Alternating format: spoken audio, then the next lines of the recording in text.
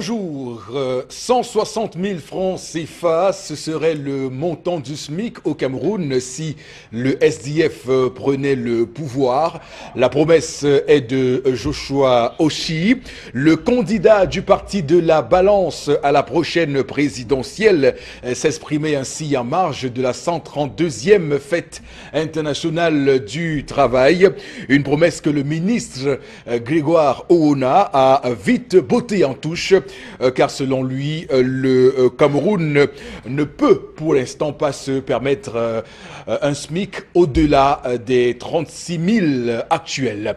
On parle également ce matin du Sénat et les sénateurs, mesdames, messieurs, de la deuxième législature qui recevront ce jour leurs attributs après la vérification des incompatibilités. Les sénateurs auront désormais les pleins pouvoirs pour entamer leur mandat grâce à ces attributs constitués d'écharpes, d'insignes et de cocardes. La session plénière de ce jour d'ailleurs va également permettre de savoir les sénateurs concernés ou non par le régime des incompatibilités. Souvenez-vous également, tout récemment, nous parlions de ce récent rapport de l'ONG International Crisis Group qui demandait au gouvernement de solliciter la médiation de l'Église catholique. Eh bien oui, l'Église catholique a été attaquée lundi dernier. Un prêtre catholique a été donc kidnappé, enlevé par les séparatistes anglophones. Il s'agit de l'abbé William Neba dans la région du Nord-Ouest, localité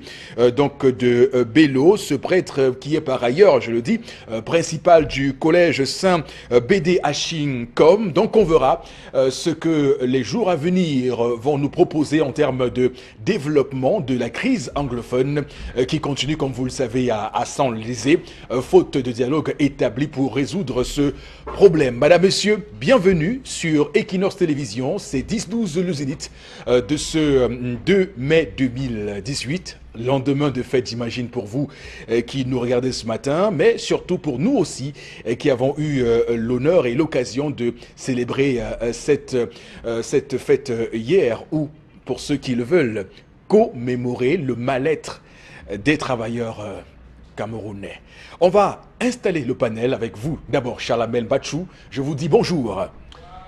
Bonjour, monsieur Eric Fopoussi Negou. Bonjour à tous les téléspectateurs. Alors qu'on est à la recherche de 9 milliards sans connaître l'identité du promoteur de la MIDA, on nous annonce que les jeunes sont en train de descendre dans la rue à l'instant à Tokombéré. 55 millions sont partis en fumée du côté de Tokombéré, où des gens se sont cachés pour prélever de l'argent aux jeunes, disant qu'on devait les mettre dans la police. Le résultat est sorti, il n'y a même pas un seul jeune de Tokombéré qui a été recruté. Par conséquent, il demande d'être remboursé. Était-ce donc dit que la MIDA seule existe au Cameroun?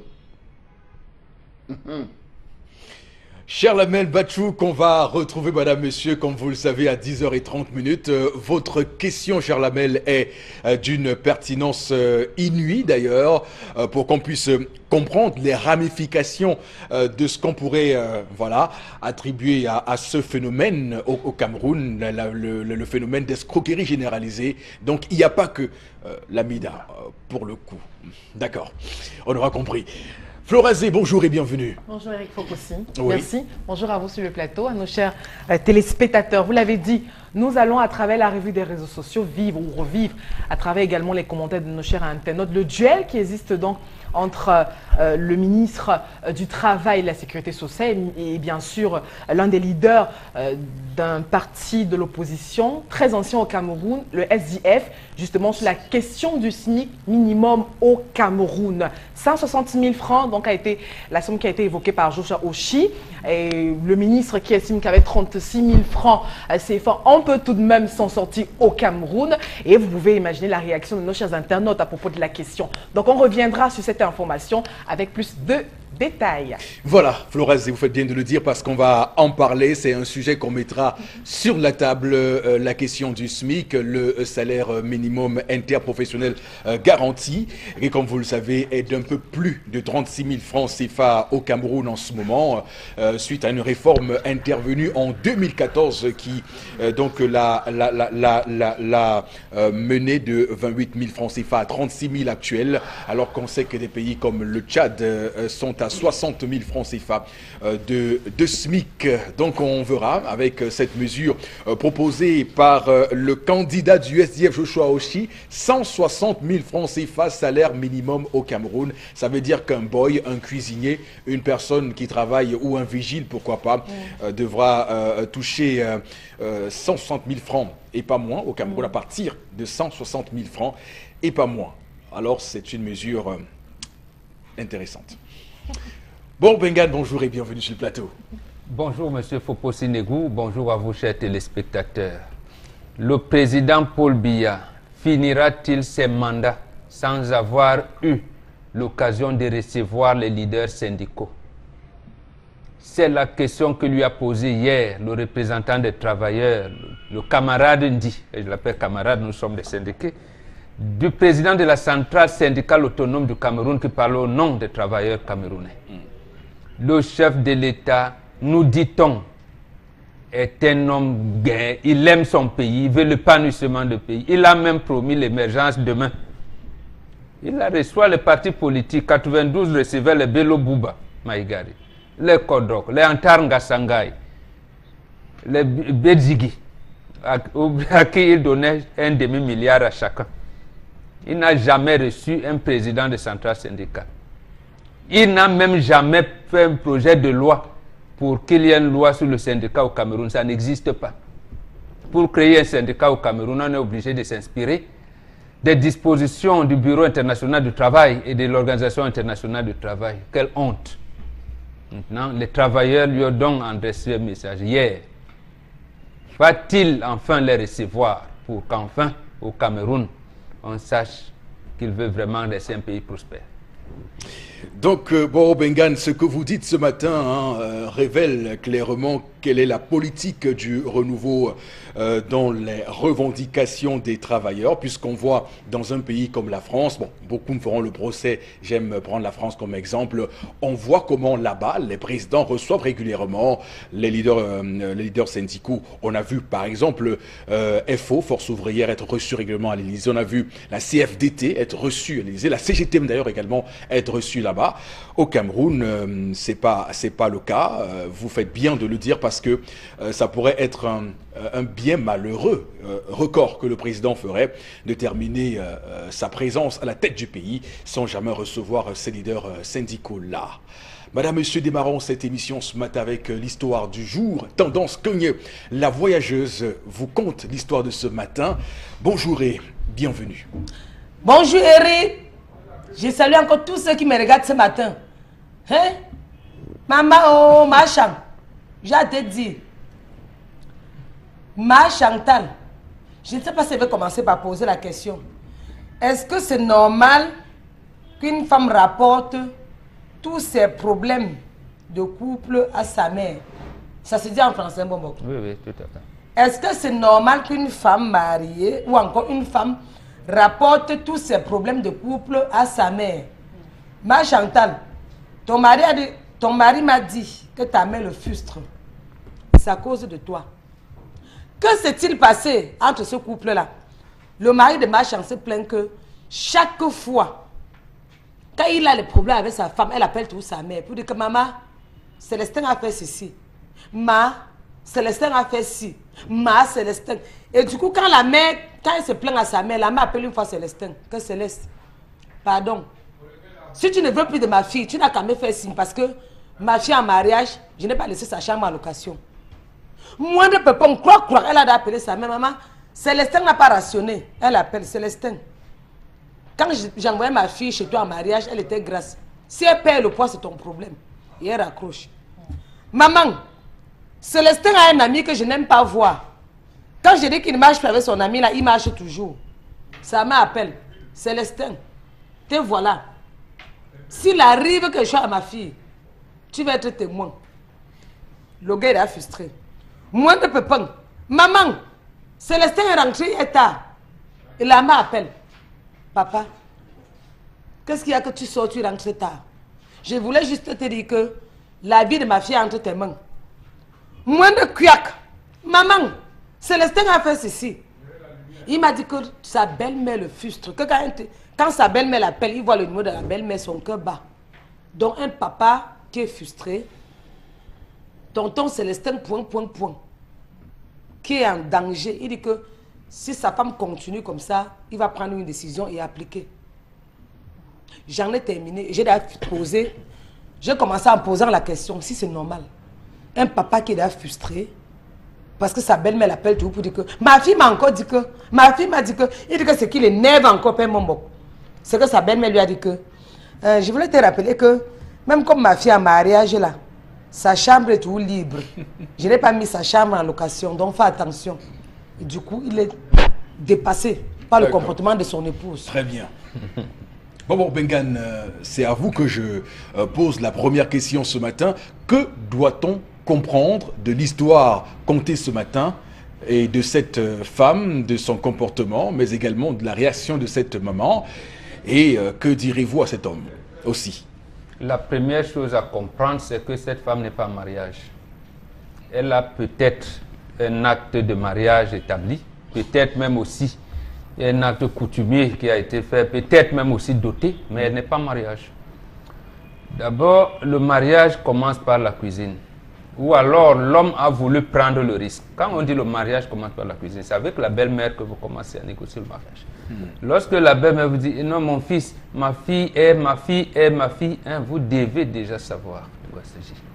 Vous devez déjà savoir. Et quand vous prenez le risque de le prendre, il faut intégrer que là, j'ai aimé une fille, je vais la prendre. On va tout faire, mais elle ne sera jamais mon épouse, elle ne sera jamais ma femme.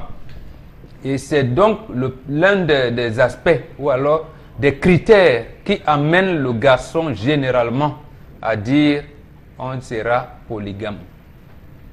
D'abord, c'est comme ça qu'il faut voir les choses. Parce que aujourd'hui, les garçons, les filles ne savent pas apprécier, ne savent pas comment on va doter une fille, comment on prend en mariage. L'autre chose, pour justifier ça, c'est que cette femme n'a rien appris auprès de sa maman, ou alors sa maman ne lui a rien appris. Rien. Ou bien elle a du mal à couper le cordon ombilical. Non, elle n'a rien appris. Elle n'a rien. Même quand vous avez le cordon, justement, les filles qui ont appris ce que c'est que le mariage, le cordon ombilical ne se coupe pas. Ça se renforce plutôt. Et en plus, votre mari sait que la dot ne finit jamais. Il a l'obligation d'entretenir sa belle-mère jusqu'à la fin de sa vie. Donc, ce n'est pas ça. Mais votre maman vous dit non, elle vous a appris. C'est comme ça le mariage, c'est ceci, il y aura ceci. Je ne veux pas que. Tu ne dois me poser le problème que en dernier ressort, en fait. Parce que là où tu vois ta belle-mère, là où tu pars, c'est d'abord elle. Quand ça la dépasse, que tu m'informes. Et tu ne m'informes pas pour porter plainte contre ton mari, mais pour me dire que non, ma belle-mère viendra sûrement te dire un jour que, sache que, bon, en fait, tu lances les biscuits, comme on dit à maman, pour qu'elle soit informée de la situation. Généralement, mais aujourd'hui, ni les mamans qui envoient leurs filles en mariage aujourd'hui, non plus ces repères-là. C'est-à-dire qu'elles ne forment plus leurs filles pour aller en mariage, pour affronter effectivement les problèmes qu'elles ont affrontés. Je dirais comme vous le plus souvent sur ce plateau, que c'est la signification et la confirmation d'un anachronisme désormais adopté au Cameroun en chanson « Je m'en fous des belles-mères ». Félicitations. Voilà, absolument. Oui. Voilà, et vous dansez quand vous chantez. Tout à fait. Donc, cette fille, c'est pour ça qu'on vous dit souvent que écoutez, quand vous voyez, vous voulez vous marier, que ce soit la fille ou le garçon, quels sont les critères qui vous permettent de dire que ce garçon sera mon mari, mon mari, ou cette fille sera vraiment ma femme, mon épouse. Il y a des critères que aujourd'hui vous avez tendance à négliger. Vous vous dites, Et le monde évolue, on vous dit ça n'évolue pas, ça change plutôt. Et si vous ne faites pas attention, ça va changer dans le négatif. Ça va plutôt régresser. C'est Voilà. une régression Absolument. qu'on pourrait constater. Charles Hamel, vous vous positionnez. J'aime bien votre façon de vous abriter à répondre à la question de ce matin. Alors, que pensez-vous de cette histoire, enfin, de ce qui se passe dans cette maison? Monsieur Eric Fopoussinegou, on ne conserve pas un objet dont on ne connaît pas la valeur. Il faut connaître la valeur de l'objet qu'on conserve pour pouvoir l'exposer et évidemment mettre une sorte de barrière pour protéger. Vous ne pouvez aller prendre une fille sans avoir un ensemble d'informations. Vous devez avoir des informations. Vous allez commencer par la sœur qui va vous dire, ma sœur que tu vois, elle est ci, elle est ça, elle est comme ça, elle est comme ça. Première information. C'est le premier palier. Le deuxième palier, aujourd'hui on met les amis, mais les amis ne connaissent rien de leurs amis. Ce qu'on dit mon ami intime, mon ami plus qu'intime. Ce n'est même plus mon ami intime, c'est ma sœur qui finit par poignarder et attraper le mari. Bon, passons. Vous avez la maman qui va vous dire, écoutez, le nom qu'elle porte, c'est le nom de. Dans la famille, voici, voici, voici. La personne dont elle porte même le nom était comme ça. On vous prépare. Quand on parle de la préparation, bon, on parle tout de suite de la préparation. C'est ça la préparation. Avant qu'elle ait de la valeur à vos yeux, elle a déjà une valeur quelque part. Vous ne faites que pérenniser cette valeur, de la même façon qu'elle est l'entourage. Donc, il y a trois personnes qui interviennent dans le principe du mariage. Vous avez la mère, vous avez celle qu'on appelle la coach, et vous avez la sœur. Je parle coach en langage occidentalisé pour que les gens comprennent. Elles ont des noms différents, suivant les différentes aires culturelles, elles ont des noms. C'est celle qu'on appelle la préparatrice au mariage. Lorsque vous finissez la dot, contrairement à ce qu'on vit aujourd'hui, lorsque vous finissez la dot, vous rentrez. Parce que la dot, généralement, se fait dans la soirée. C'est dans la nuit. C'est la nuit qui porte conseil. Lorsqu'on finit au petit matin, on dit rentre. Tout s'est bien passé. On t'amène ta femme le matin. Le matin, c'est la coach. Ce n'est pas la mère. Ce n'est pas la sœur. C'est la coach qui prend la femme et te l'amène. Lorsque vous voyez chez les doigts là, dans la cour, c'est en journée qu'on passe avec les draps et les valises. La coach est dedans. Qui dit, regarde, hier nuit tu es venu, on a parlé, regarde là aujourd'hui, elle a une cicatrice, tourne-toi. Est-ce qu'elle est blessée? Tourne-toi. Regarde, tu as vu comment on te la donne, non? Voilà ce qu'on te dit, on te la remet. C'est la coach qui te remet, on se tourne, ils partent, ils viennent avec les assiettes, ils viennent avec les valises, ils viennent avec. On dit, voilà celle qu'on est venu laisser, celle que tu as prise hier dans la nuit. Lorsqu'il y a donc un problème, elle est sortie, vous êtes déjà sorti de ce cadre. Elle ne peut plus rentrer parce qu'on l'a amenée. Maintenant, lorsqu'il y a problème dans la famille, il y a il y a trois piliers ou trois étapes chez le Bantou. Et il y a un quatrième qu'elles ont ajouté, que les occidentalisés ont ajouté. Le premier, c'est le chef de famille. Je ne parle pas de chef de famille, je dis le chef de famille, c'est le premier. Lorsqu'une fille a un problème, il est le protecteur. C'est le chef de famille qui prend de l'homme, donc la nouvelle famille de la femme. Après le chef de famille, on a la doyenne de la famille. Toutes les familles ont une doyenne qui, lorsqu'elle parle, tout le monde se tait. On écoute. Après la doyenne, on a le successeur du père, c'est-à-dire du père de la famille. C'est-à-dire ce qu'on appelle, on a bien le tambour, c'est-à-dire le père du chef, comme on dit dans la maison. Vous êtes là, mais vous avez dans la même lignée votre père, le successeur de votre père. Bien sûr. Aujourd'hui, ils ont ajouté le quatrième, qui est le parrain.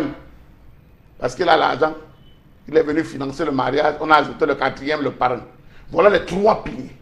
Donc lorsque la femme, pendant qu'elle dote, pendant qu'on vient doter la femme, on lui dit, si jamais tu pleures, voilà telle maman, voilà tel papa, il est le chef de famille, et voici tel qui est le successeur du père. Il est le successeur du père. Voilà notre père, voilà notre chef de famille, et voici la doyenne, la maman de la famille. Alors lorsqu'une fille, une femme, vient à violer pour rentrer, causer avec sa maman, Elle a rompu les liens de la dot. Elle a rompu la symbolique du mariage. Elle a rompu le mariage et par conséquent, dehors. Voilà, j'ai marqué un temps d'arrêt pour qu'on mesure bien la force de ce message que vous envoyez du dehors. Alors, Florazé, c'est pas vous qui mettez dehors. Vous êtes à l'intérieur, vous êtes dedans. Il faut le dire. Ce serait difficile d'ailleurs de vous mettre dehors, vous le dites. Oui. Alors, cette femme, quand même, comment vous trouvez son comportement? Non, je trouve que son comportement n'est pas acceptable. Mais en même temps, je peux comprendre. Parce que la gestion émotionnelle du couple ne s'apprend pas dans une... je ne sais pas s'il y a une école pour ça.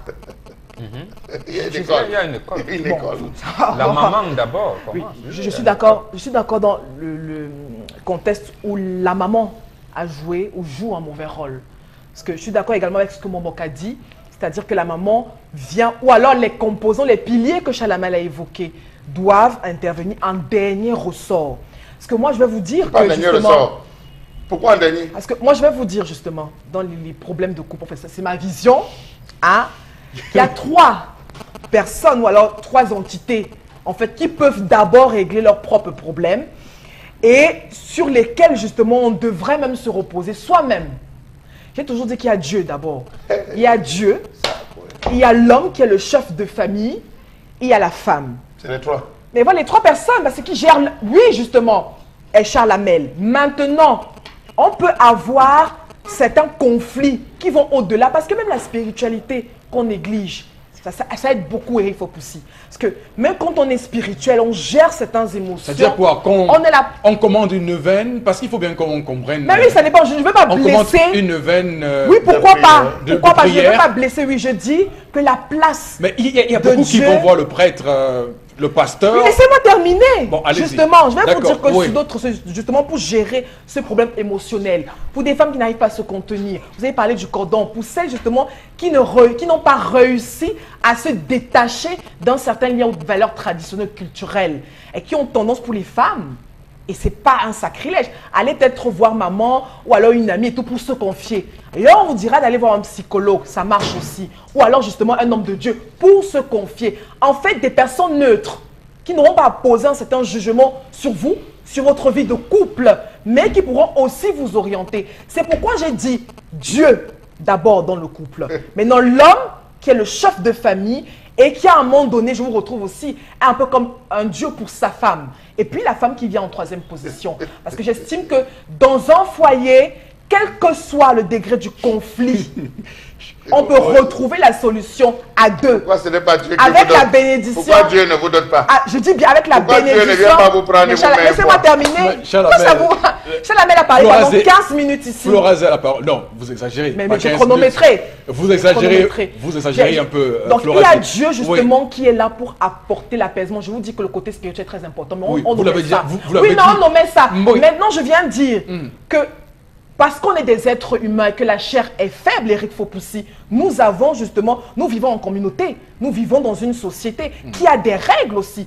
Donc, je suis d'accord avec Chalamel quand il dit il y a un successeur, il y a un chef de famille, etc. Mais c'est en dernier ressort. Qu'est-ce que vous faites En de cette dernier- parole biblique qui en dit que dernier- honore ton père et ta mère? Mais je parle Ils où est la sont vivants. désobéissance? Oui. Non, mais si, vous je dites dis Dieu. en dernier ressort. On parle de point Non, de c'est couple. pas un dernier ressort, madame. En dernier ressort maintenant, avec tout le Honore ton respect. père et ta mère afin que tes jours soient Avec tout le respect que vous avez justement pour votre communauté, pour vos valeurs, vous pouvez maintenant sortir du cadre conjugal, du cadre foyer, pour Oui. aller voir soit un chef de D'accord. famille, en fait les vous personnes terminez- recommandées, surtout pour la femme. Oui, vous Les terminez, personnes Florazé. recommandées, oui, Oui. les personnes recommandées pour vous apporter le conseil qu'il faut. Voilà, et vous l'avez dit, et ce que je retiens dans ce que vous avez dit, Florazé, ce matin, et j'ai tendance aussi à penser que ça peut être une solution. Je pense qu'il y a des prêtres qui suivent de manière spirituelle les couples, surtout pour ceux, justement. surtout, Non, surtout, non, bon, arrêtez. je finis, vous Laissez coupez la parole. les gens, ouais. Surtout pour ceux qui ont fait un mariage à l'église et qui ont fait la préparation au mariage à l'église, donc il est très important aussi. Donc, Et que tout à l'heure, diriez-vous Charlamel, d'un musulman qui épouse un non-musulman? un non-musulman, Non, ça, ce les serait prêtres, toujours, non, ce non, serait non, toujours un non, arrangement. justement. Rien Alors, du bon, tout. je reviens à vous Non, dans un court ça, instant. c'est- Le c'est- temps que Tendance nous dise, voilà, si pour elle c'est normal qu'on aille rapporter ses problèmes de couple à sa mère. Tendance. Est-ce que je parle à une voisine? Il s'agit de ma mère. C'est elle qui m'a mise au monde. C'est maman, ce n'est pas une copine. Et elle t'a envoyé en mariage. Oui, et c'est... Tu sais qu'il y a les choses que tu peux faire, ta mère supporte. Ce que tu peux faire, ta belle-mère ne supporte pas. Si je commence à dire à ma belle-mère une, deux fois, elle va dire que la femme là se plaint trop. Surtout quand, si on tombe sur une belle-mère qui a un mauvais cœur. Si je prends mes problèmes de couple, je dis à ma mère, le problème est où? Il n'y a pas de souci. Ma mère va me dire comment elle va me comporter. Elle peut me donner les conseils. Elle me dit, ma fille, quand j'ai connu ton père, voilà comment on se comportait. Maintenant, voici comment tu vas faire. Elle est supposée te dire ça avant le mariage. Et qu'elle appelle mon mari, c'est pour lui dire que, attention, ma fille n'est pas née de la dernière pluie. J'ai porté mon enfant 9 mois de grossesse. Ce n'est pas pendant le mariage qu'elle va le dire. Elle Non, est supposée te dire tout ça avant le mariage. Si tu as en face de toi un homme qui est têtu, qui ne t'écoute pas. Bon, vous savez, tu le vois par que exemple, tu lui dis généralement, que... la répétition est la mère de l'enseignement. Non, elle répète auprès de ses belles-filles. Il a des garçons qui ont des enfants. Si tu as en face de toi un homme, qui ont des femmes. le dehors n'est pas bien. Voilà. Si tu vois la compagnie de ton époux, tu lui dis que ouais, bé, les amis là, ce sont les mauvais cercles et qui n'acceptent pas. Oui. C'est qu'il n'y a pas l'amour. Il n'y a même pas l'amour. Et si j'appelle ma mère pour lui dire qu'il a une mauvaise compagnie, c'est même ma mère qui doit lui donner les veto pour qu'il ne soit pas. Si même il aime ma mère comme il aime sa mère, il va commencer à me respecter. Je me suis plaint aux voisins, non. Je me suis plaint à ma belle-sœur, non. Je me suis plaint à ma mère. Il s'agit de maman. C'est 9 mois de grossesse. Donc les gens arrêtent les faux débats là. Si Donc l'homme, lui, sa maman ne l'a pas porté pendant 9 mois, c'est ça? Non, même pas ça, bon. Mais c'est quoi alors? Vous êtes allé chez un homme comme sa maman aussi l'a porté pendant 9 mois. Il y a aussi beaucoup d'hommes qui se réfèrent généralement à leur maman pour gérer leur couple, hein, il faut le dire. Ça veut dire qu'ils ont manqué, ils ont raté l'éducation auprès de papa. Oui, absolument. Moi, je n'ai aucun problème. Mais si tendance à terminer. Si je n'ai pas encore terminé, si je peux poser mes problèmes de couple à ma mère et qu'elle m'oriente, je ne vois aucun problème. Oui, personne n'a jamais voulu du mal de son enfant. Très bien. Chaque maman veut seulement que son enfant soit heureux dans son foyer.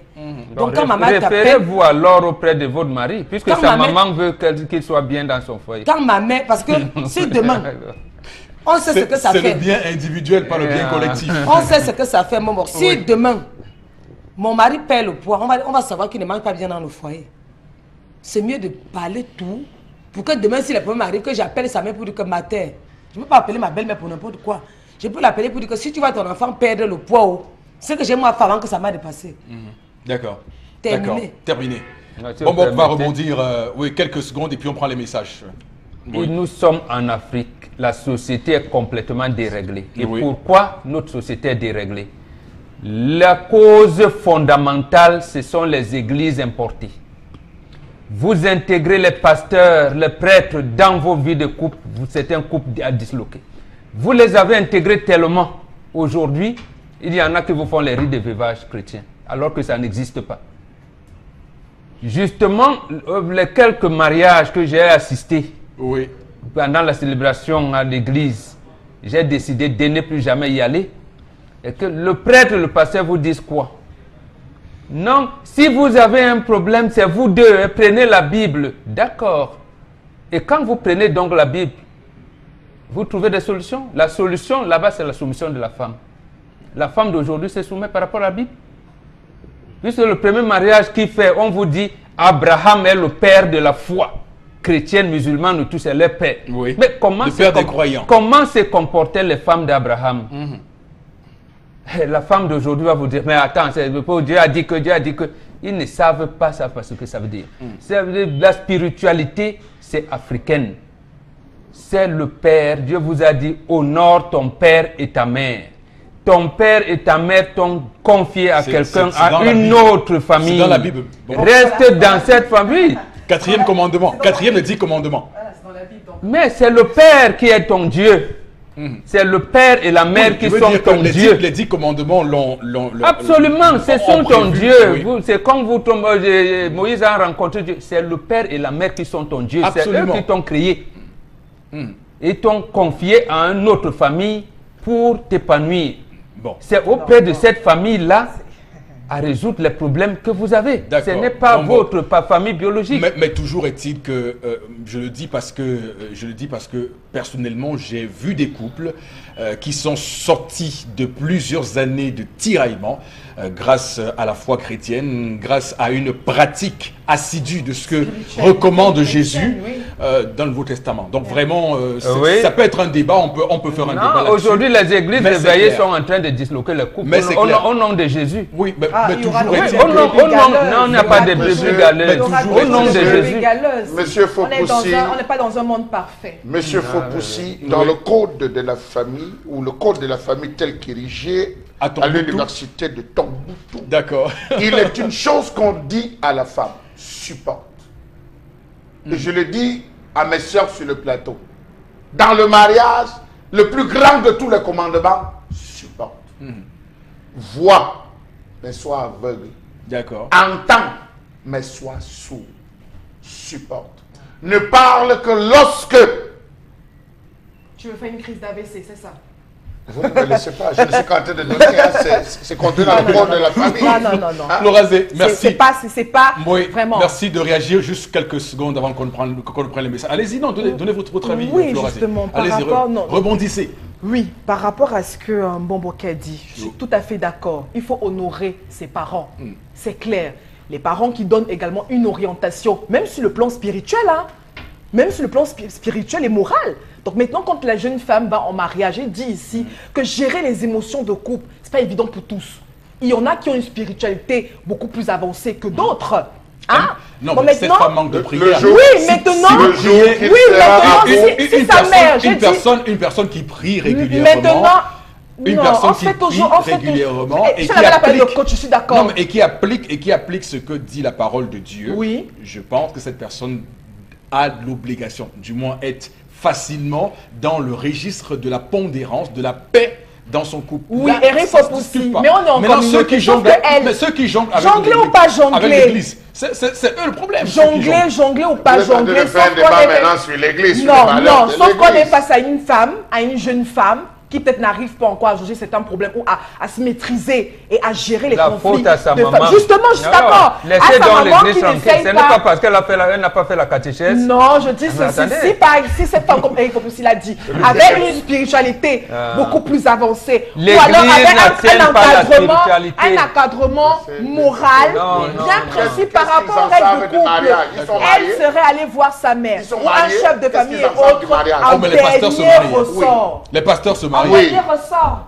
Et les femmes de pasteurs sont préparées. Et les prêtres ne se marient pas. C'est un choix. Si la Bible était aussi le socle sur lequel reposait la foi, on ne verrait pas des pasteurs divorcés. Des pasteurs divorcés, j'en connais 7. Seulement pour l'année 2017, ce ne sont pas des exemples. Mais c'est des exemples. Non, ils doivent appliquer. Oui, justement, mais pour la communauté, ce ne sont pas des exemples. Ça veut donc dire que c'est un faux exemple. C'est un faux exemple. C'est un faux exemple. Ce ne sont pas des exemples, ça la mène. Voilà, laissez donc les pasteurs tranquilles. Laissez-les là où ils sont. Ce sont des égarés. Toi qui les as amenés dans le débat. Je dis que... Alors, Florazé, arrêtons parce qu'on ne va pas s'en sortir sur ce plateau si on continue à faire ce débat-là. Tu les amènes dans un débat qui ne les concerne pas. Le mieux, c'est qu'on aille avec vous, Florazé, continuer avec les différents messages et permettre à ceux-là qui nous regardent et qui sont nos véritables patrons d'avoir eux aussi voix au chapitre. Allez-y. Première réaction. Bonjour. Les filles lorsqu'elles ont du centre-sud, lorsqu'elles ont des problèmes dans leur foyer, elles rentrent chez leurs parents parce que celles du Grand Ouest réveillent... Celles du Grand Ouest... C'est-à-dire, Bamenda y compris, quand il y a un souci dans leur couple, elles vont dans la famille de leur époux. C'est Vini à Yagua. J'ai la formation, l'initiation au mariage. Oui, allez-y un peu. Mon voisin a chassé sa compagne parce qu'elle passait l'essentiel de son temps dans une église arrivée sur le sujet, abandonnant la chaleur conjugale et le suivi des enfants à l'homme. Fatigué, voilà, il ouvrait la porte à 5 heures. Sauf que ce n'est pas le sujet ce matin. Non, c'est pas le sujet. Toi qui as invité l'église là-dedans. Mais quand on parle également de problème de couple... Je vous en prie, Sauf que le débat est erroné. Non, pas de ça qu'il s'agit. Je vous en prie, vraiment, en tenez-vous juste à la lecture des messages. D'accord, je pense que... Le temps nous tient, franchement, on est vraiment sur le fil. Ouais. Je pense que cette femme n'a pas reçu une préparation au mariage, ou du moins c'était aussi le comportement de sa maman dans son foyer, car on dit souvent telle mère, tel fils. C'est Carole depuis la elfe qui réagit. Carole, merci beaucoup. Oui, allez-y, lisez-en quelques Cette femme n'a pas le droit de raconter ces histoires de couple à sa mère. Elle doit le faire en dernier recours. C'est décevant. C'est Pascal Yobé depuis Ezeka qui réagit. D'accord. Oui, allez-y, Florazé. Hein. Mais c'est Charles Amel c'est normal, puisque ce Pascal là vous rejoint également dans votre développement. La fille et sa maman sont malvenues en Afrique, sont mal vues, je crois que c'est ce qu'il voulait dire en Afrique. D'accord. Et affaire Mida... on va prendre les messages par rapport à l'histoire du jour. Ce papa se laisse influencer par sa belle-mère. Il doit chasser sa femme si ces dernières continuent ce mauvais comportement. Merci beaucoup. Merci Florazé pour avoir rendu ces messages, ces contributions. Madame, Monsieur, nous vous convions à rester avec nous.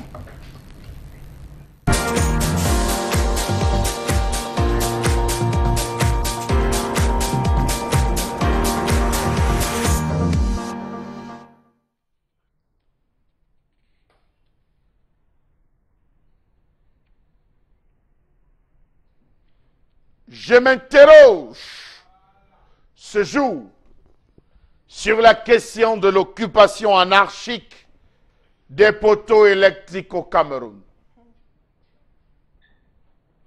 À qui appartiennent les poteaux dans nos principales villes? Aux propriétaires, à l'agence de distribution, aux câbleaux distributeurs, ou alors aux spécialistes de l'environnement. Comment comprendre l'hyperconcentration de poteaux à un même endroit, dans certains quartiers de notre ville? Comment comprendre la presque trop accessibilité de certaines personnes sur les poteaux? Comment comprendre l'étroitesse ou les trois rapprochements qui existent entre les postes transformateurs et les domiciles de certains riverains? Bepanda, Nkolmintak, village, donc pas si 1, 2, 3, des maisons sont collées aux transformateurs. Bonaberi, Mabanda, vraiment, demandez à un citoyen lambda. Une ville du Cameroun où il n'existe pas de poteau électrique, aux allures de toiles d'araignée. Madagascar, Mokolo, Biémassi, Deido, Mankon, Bonaberi, Mabanda, Bepanda, Nkouloulou. Presque aucun quartier, aucune cité urbaine ou rurale ne peut se prévaloir d'une quelconque exemption vis-à-vis de ce fléau. Conséquence, toiture constamment abîmée. Écrasement de poteaux sur des domiciles et des barrières. Écrasement de poteaux sur des individus. Mon Dieu, où va-t-on dans ce pays? Comment comprendre qu'à peine vous êtes chez vous, vous voyez des individus qui, sans aucune autorisation, sans aucun papier, se permettent de monter sur des poteaux? Pour faire quoi? Suivez mon regard. Comment comprendre cet engrenage de fils enroulés, sectionnés, coupés, abandonnés pendant marché Mbopi, marché central, marché Nkouloulou, marché Granga, marché Bonamoussadi? Les domiciles, alors n'en parlons pas. Faites un tour seulement à Deido. Comment comprendre ces branchements sans nombre, de tout ordre, formels et informels, insécurisés, très dangereux? Comment comprendre cette concentration anarchique de câbles dans l'air, occasionnant des étincelles? Hier, le quartier Bepanda a failli prendre feu, tout comme le quartier Kouloulou, à cause des tripatouillages. Comment comprendre ce melting pot organisé, orchestré par les câbleaux distributeurs? Que dire alors de ces camions qui passent le temps avec leurs conteneurs et leurs chargements à déchirer des poteaux, à déchirer des câbles, à les couper et les sectionner. Pourquoi dans ce pays, rien n'est réglementé? Personne n'est respecté dans ce pays. Savez-vous qu'au quartier Bépanda Omnisport, situé dans l'arrondissement de Douala 5, les habitants de ce quartier sont contraints de vivre à proximité des fils de courant mal placés sur les poteaux qui traînent de toutes parts. Ailleurs, les fils sont souterrains. Chez nous, les fils sont aériens comme des avions. Savez-vous qu'à quelque part de la paroisse Saint-Kizito, des fils de courant électrique reposent sur les toitures des maisons? Comment comprendre qu'en Bédi, des gens résident sous la haute tension? De quoi est-ce qu'on parle dans ce pays? À quoi nous sert la direction de la protection civile? Savez-vous que les populations du quartier Bonakwa-Mouang vivent avec des fils électriques qui touchent pratiquement les parasols de certains commerçants? Savez-vous qu'au quartier Cité des Billes, non loin du pont dit, non loin du lieu dit pont Bayangam, 3 poteaux électriques ont été renversés par le vent. Du fait de leur vieillesse, sont soutenus par des morceaux de latte. Comment comprendre que les fils de courant électriques pendent partout, même dans les lieux les plus insoupçonnables? On retrouve, permettez-moi l'expression sans publicité, comme tel, câble distributeur, on retrouve tout, même ceux qui tirent les courants. On se demande finalement, qu'est-ce qui ne va pas dans nos quartiers? Je m'interroge, je vous interroge. On se sent interrogé, Charles Hamel, ce matin. 5 minutes chrono, le temps qu'a duré votre magnifique chronique ce matin au cœur d'un phénomène qui montre bien que le Cameroun est un pays sous-développé. Le Cameroun est un pays en mal de gouvernance, mais également un pays où le désordre couve. Boro Bengan, comment tout ce Capharnaüm a commencé? Oui, par le désordre causé par le gouvernement. Oui. Première chose, en principe, il ne devrait pas avoir de câble opérateur dans notre pays. Les abonnements aux télévisions étrangères devaient être procédés par abonnement parabolique. Oui. Et tout ça, pour réserver pour les secteurs. Mais câble opérateur, ça tue la télévision nationale. Il ne devrait pas avoir ce genre de choses. Ou alors, voilà, les abonnements à cette télévision-là obéissent à une certaine réglementation qui, malheureusement, n'est pas respectée au Cameroun. On est toujours en attente du projet de la TNT, un temps vanté par le ministre de la Communication. L'autre chose, dans les tiroirs. La SONEL, Société nationale d'électricité du Cameroun, parce que moi je ne connais pas ceux qui sont arrivés après. Je connais la SONEL, je connais Intelcam. Ils avaient trouvé à une certaine époque, Intelcam, c'est l'entreprise, apparemment on a changé de nom, c'est devenu Camtel, selon votre nouvelle technologie.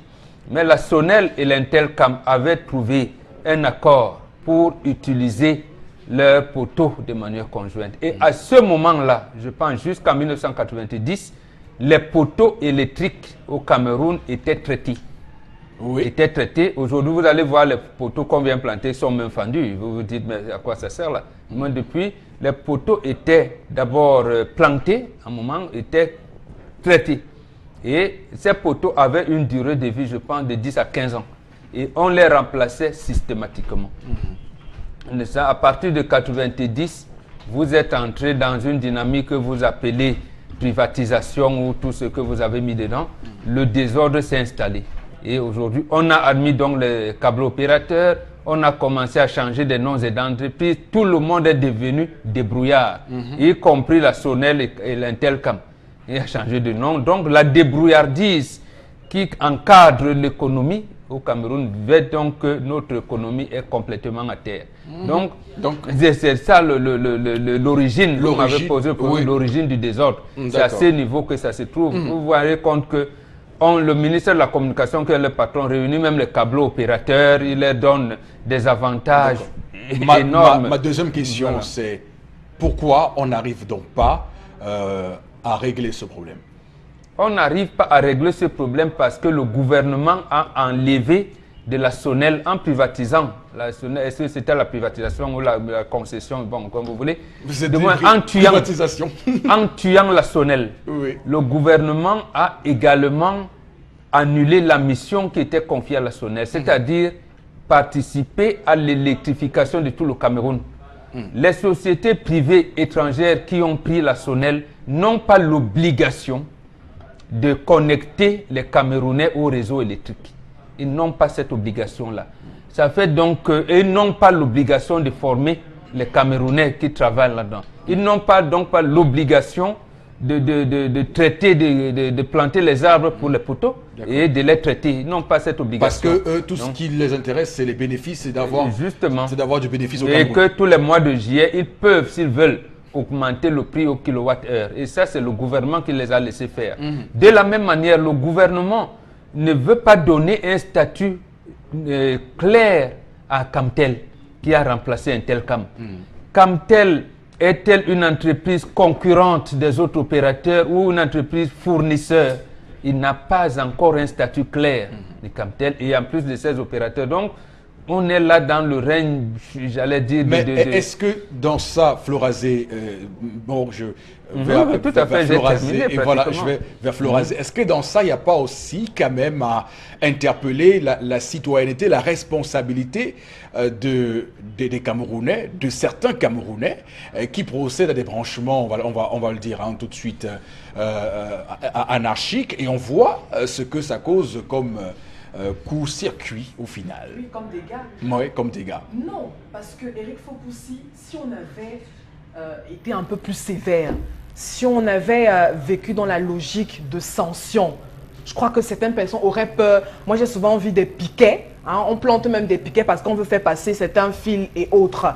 Donc, si justement on vivait dans une communauté où la sanction est visible, où la sanction se vit, donc là, certains citoyens auraient peur de commettre un certain type d'acte. Alors, tant qu'on n'arrive donc pas à réguler, la maintenance des poteaux électriques doit se faire par qui exactement? Mboboka parlait de la durée de vie des poteaux. Moi, je vais vous dire, je suis né à... J'ai grandi, je suis aujourd'hui, j'ai l'âge que j'ai, je revois encore le même poteau électrique qui est là, qui est carrément pourri, je vous assure, et qui à chaque fois tombe, et souvent ce sont les mêmes natifs du quartier ou alors de la ville qui viennent soutenir même le même poteau parce que justement, soit l'entreprise en place ne fait rien, et justement pour la sécurité, la propre sécurité des soutiens, on est obligé justement à un moment donné de mettre les gants pour sauver sa propre vie. Parce qu'on est en danger, on est dans l'insécurité totale quand on parle de la gestion de l'électricité au Cameroun. Combien, à chaque fois on parle d'incendie, c'est pas parce que il y a toujours... je sais pas moi, une mauvaise manipulation quoi, de quelqu'un qui a laissé ou et tout. Mais non, c'est parce que justement, on n'arrive pas à réguler ce type de comportement. Des fils qui passent ça et là, des branchements qui sont faits tort à travers. Qui est censé justement réguler ça? D'accord. Voilà, la question que vous posez, je pense que la même question, on va vous la poser, Chalamel, parce que on se rend compte, et ça c'est une honte pour ce pays quand même, que ces poteaux-là sont, comme vous le dites, avec des fils qui passent de partout, et qu'il n'y a personne, il n'y a aucune autorité, il n'y a personne qui puisse dire aux gens d'arrêter d'encombrer ces poteaux. Monsieur Fopoussi Negou, je vous ai cité le nom de quartier. Oui. Bonacroix, moi ici. Je n'ai pas très loin à Bonacroix, moi. Vous voyez, ça touche les parasols. Ça pend partout. Ça pend partout. Ça touche les parasols. Je dis les parasols des commerçants, des colboxeuses. Je me suis arrêté, j'ai demandé à une colboxeuse, ma chérie, est-ce que ça me dirait, ah, c'est là. C'est là. À des moments, il y a des gens qui passent. Mais depuis là, vous ne vous plaignez pas. Sur les toitures, je dis les toitures à Bepana Omnisport. Faites tout, vous allez voir. Vous allez voir des gens qui sont venus encastrer leur toiture, c'est-à-dire le poteau est là. Il vient contourner, la tôle, il perfore la tôle, il fait passer, on remastique. Vous vous demandez, mais nous sommes dans quel pays? Dans quel pays nous fonctionnons faire ça? Et on laisse faire ça. Allez ici à Bepana Maison Blanche. Au niveau de Bepana Maison Blanche, vous allez voir une femme qui est en dessous. Elle est en train de prier, faire les beignets. Mais c'est pas pour Sénégal. Le poteau, cette panthère, c'est pratiquement ici là, au niveau de sa tête. Elle a fait ses battue à mettre un parasol pour éviter et mettre un piquet. On a mis les lattes pour soutenir. Pour empêcher que ça tombe. Non, est-ce qu'on peut empêcher? Regardez la pression. Est-ce qu'on peut empêcher? Chalamel, oui, on peut que le choc ne soit pas le choc. Eux, ils l'ont fait pour empêcher. Oui. Mais maintenant, vous dites que c'est impossible d'empêcher. Mais eux, dans leur esprit, Oui, ils le font pour empêcher que ça tombe. Kouloulou allait prendre feu. Voilà une zone comme Kouloulou, une promiscuité totale en Kouloulou. Là, c'est la Entre capitale. les vents.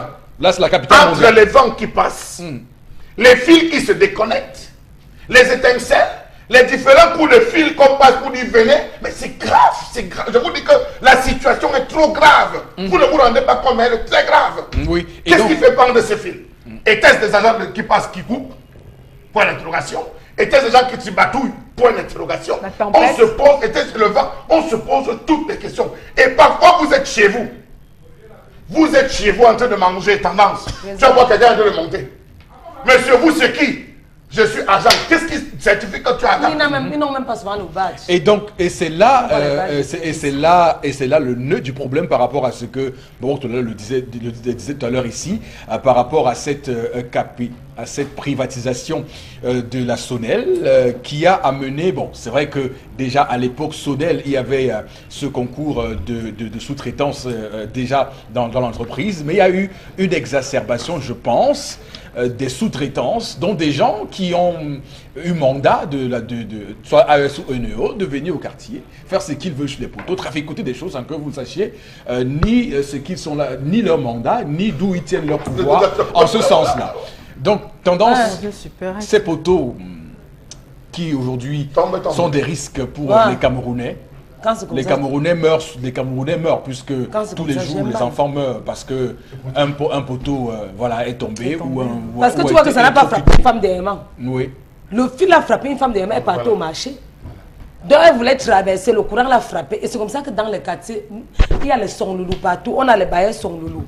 Les sons-loulous, c'est les volets de lumière. les câbles pour passer. Les sons-loulous, on les appelle les volets de lumière. Ils ont tout le tournevis. Qui disent qu'on branche en direct. Oui, ils ont tout le On branche en tournevis. direct. Tu ne sais pas ce qu'ils font avec le tournevis. Moi-même, moi aussi, là, même pour repasser un habit, j'ai peur d'arrêter le faire repasser. Parce que souvent, j'ai les idées que, en branchant, si ça me frappe, je fais comment? Si y a masse, je fais comment? Tu vois les jeunes enfants au quartier avec les tournevis. Tu ne sais pas ce qu'ils font. Ils branchent en direct. Ils branchent en direct. Tu vois le thème, tu crois que c'est le câble, alors que c'est un peu au câbleur. Il est en train d'aller piquer sa lumière pour partager aux gens. Ça va finir. Laissez les gens qui s'occupent de ça s'en occuper. Pas que tu vois un poteau qui est tombé, c'est le même poteau qui ravitaille tout un quartier. Et le même poteau, ceux même qui n'ont pas de lumière, c'est là-bas qui piquent pour ravitailler encore les autres. Il y a souvent les fils derrière. Non, mais c'est toujours ces sous-traitants-là qui n'ont pas de pouvoir, qui sont les champions en traficotage et tout ce qu'on peut imaginer comme magouille, parce que c'est eux qui permettent justement à ce que les gens se connaissent. Ça a dit quelque chose d'assez grave. Oui. Un seul poteau. Un seul poteau. Oui. Je vous dis que ces gens-là sont d'un cynisme inouï. Un poteau devait prendre 2 fils. A plus de 2 fils comme tendance à dire un poteau pour tout un quartier. C'est grave. Vous sous-estimez la capacité de ces personnes à venir magouiller. Hein. Et c'est comme ça que... C'est ça qui vivent, c'est un peu, comment dire, leur rente. Et c'est comme ça que ça n'alimente pas tout le monde. Voilà. Tu as même un frigo, tu branches, il y a une baisse de tension. Oui. Tu as le congélateur, chaque jour tu appelles le technicien, papa, pardon, viens regarder. Il vient te dire qu'il y a baisse de tension, alors qu'à la fin du mois, tu payes la lumière. D'accord. Merci beaucoup. Tendance, merci Charles Hamel pour la colère de ce matin, madame, monsieur. Restez avec nous sur Equinox Télévision. Nous revenons dans un court instant pour la suite de votre 10-12, le Zénith.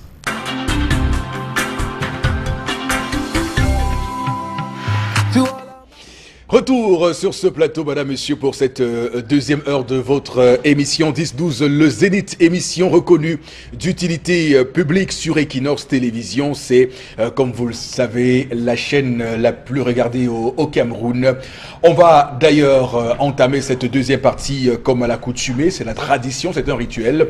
On va d'abord aller s'enquérir de ce que vous pensez. C'est le thermomètre des réactions que nous relayons. Et ensuite, nous ferons la revue des réseaux sociaux et tout cela avec vous, Florazé. Alors, on a un petit témoignage de Sidik de Bonaloka qui dit que son frère, la semaine dernière, son frère s'est fait électrocuter par un câble de haute tension qui traînait au sol depuis 3 jours. Et puis, c'est lorsqu'on a appelé l'entreprise en leur disant qu'il est mort, qu'ils ont accouru pour relever justement le dit poteau. Donc heureusement, à l'hôpital général, on a su ramener à la vie son frère. Et voilà. Et puis l'entreprise... Même qui ne disent pas qu'il est mort. Bon, enfin, peut-être là. Non, mais sur si le coup, ça on a fait cru, 3 jours, sur le coup, on a cru il a fallu qu'il dise qu'il est mort, qu'il se dépêche. Voilà, D'accord, pour ok. venir, voilà. J'ai pas compris. C'est le je m'excuse. Ils sont déchargés Non, des je charges m'excuse. d'hospitalisation Ah ouais, ok, pour reprendre ses propos. De plus, ils veulent se décharger des charges d'hospitalisation. Bon, on souffre au Cameroun. Je le dis, c'est Sidik de Bonalokaki. Très bien. Il y a ça pour nous Car oui, ça il fait fait plus son de 4 jours. témoignage. Je l'ai, voilà. Faut surtout pas vous moquer de moi. Hein. Non. Alors, il y a un autre message ce matin. Bonjour à vous. Dans un couple, il y a un problème de pronom personnel. La femme aime le jeu. En outre, elle ne comprend pas et jette plutôt l'opprobre sur son mari. Elle ne protège pas son couple. Elle jette en pâture sa vie de couple et ne doit pas être, elle ne sait pas être protecteur. Elle devrait plutôt l'être pour l'autre. C'est Clément qui réagit. Une autre réaction ce matin, il y a tellement de SMS. Bon, à la fin, c'est le bas peuple qui souffre par rapport à la colère de Chalamet, puisque rien n'est la faute revient à nos dirigeants. Il est au quartier Kondengi, c'est Pascal qui nous écrit. Kondengi, alors c'est grave. Non, mais il y a aussi une promiscuité qui favorise l'émergence et l'effervescence de cette situation, parce que vous voyez des gens qui tirent le courant à tort et à travers, des bailleurs qui commencent à sous-traiter, qui sous-traitent leurs compteurs. Ça veut dire que vous avez dans un quartier un individu qui a pris un abonnement j'ai toujours l'impression de dire sonnette, à Eneo, et donc distribue le courant à au moins 5 foyers, 5 maisons. C'est ça qui fait tomber les poteaux. Et donc c'est comme ça qu'on prend les fils, on les envoie. C'est ça qui fait tomber les poteaux. Non, pas fait tomber. Ça veut dire que ça fait qu'il y a un désordre de fils.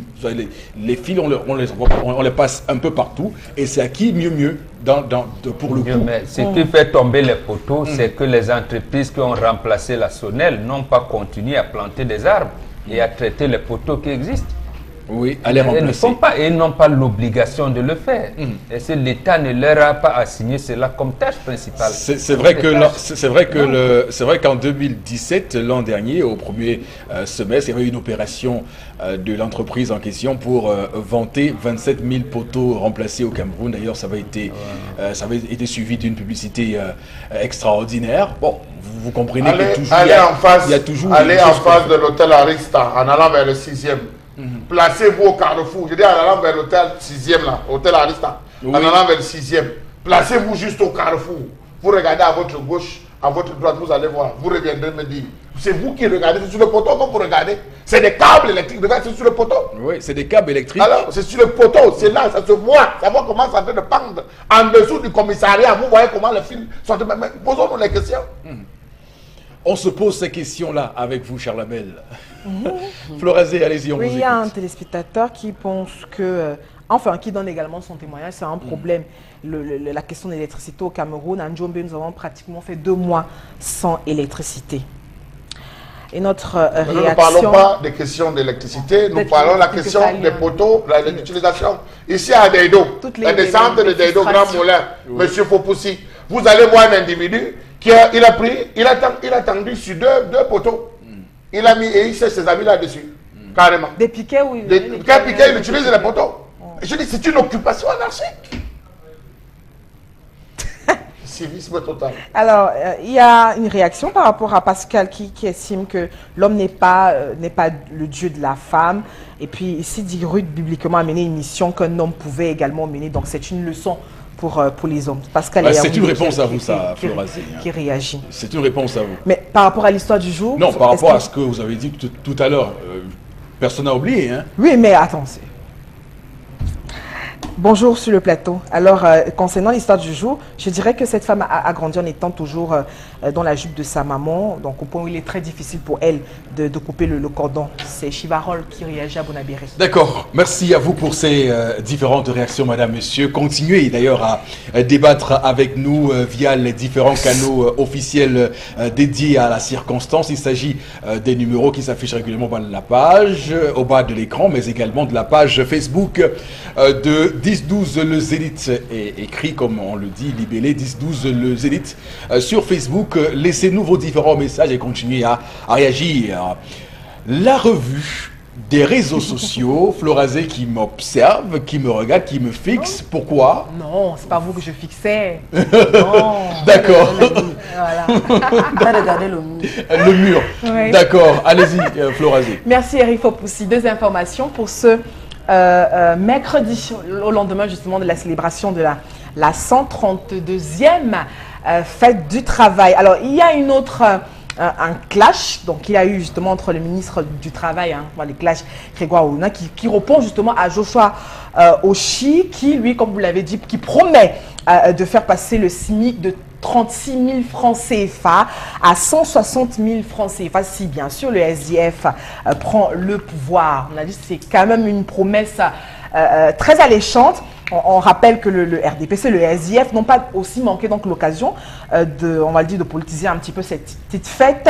Et puis, Joshua Oshi estime qu'on ne peut pas vivre avec un salaire minimum de 36 000 francs CFA. Le salaire minimum sera au moins de 160 000 francs par mois avec le SDF, a-t-il déclaré. D'autre part aussi, on a donc eu un argument du ministre du Travail et de la Sécurité sociale qui lui estime que le SMIC est bloqué à 36 000 francs au Cameroun. Et il dit que le SMIC ne se juge pas ou ne se fixe pas en l'air.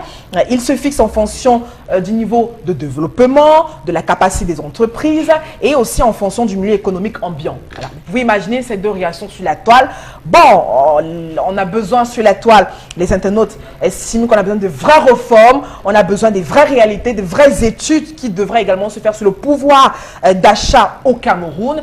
Avec 36 000 francs CFA, certains estiment qu'on ne peut rien faire au Cameroun. C'est un montant plutôt dérisoire, un montant qui devrait être réévalué par rapport au coût de vie quotidien au Cameroun. Voilà, Florazé, ainsi brillamment rendu cette information sur... vous avez dit le clash, oui, je suis tout à fait d'accord avec vous, un clash politique d'ailleurs très intéressant parce que c'est une belle séquence que le SDF a tourné avec cette proposition, cette mesure sortie du chapeau par Joshua Oshi, 160 000 francs CFA, donc le montant du salaire minimum si le SDF venait à prendre le pouvoir au Cameroun. Bon, Bengan, la question que je vous pose c'est de savoir, est-ce que 160 000 francs CFA est un chiffre tenable pour le SMIC au Cameroun? Et que pensez-vous de la réaction de Grégoire Oruna, qui est en plus ministre, il est également le secrétaire général adjoint du comité central du RDPC. Donc on peut comprendre que le SDF et le RDPC s'affrontent là sur les idées et pas sur ce qu'on a vu tout récemment, des bisbilles qui volent très bas. Oui, mais j'entends les gens dire que le Cameroun est la locomotive de la CEMAC. Ouais. Mais j'entends aussi les gens dire que le SMIC au Tchad, par exemple, est de 60 000. C'est au-delà de ce qui est au Cameroun, pratiquement le double. Apparemment, c'est le triple au Gabon. Ou quelque chose de ce genre, ou 2 fois et demi.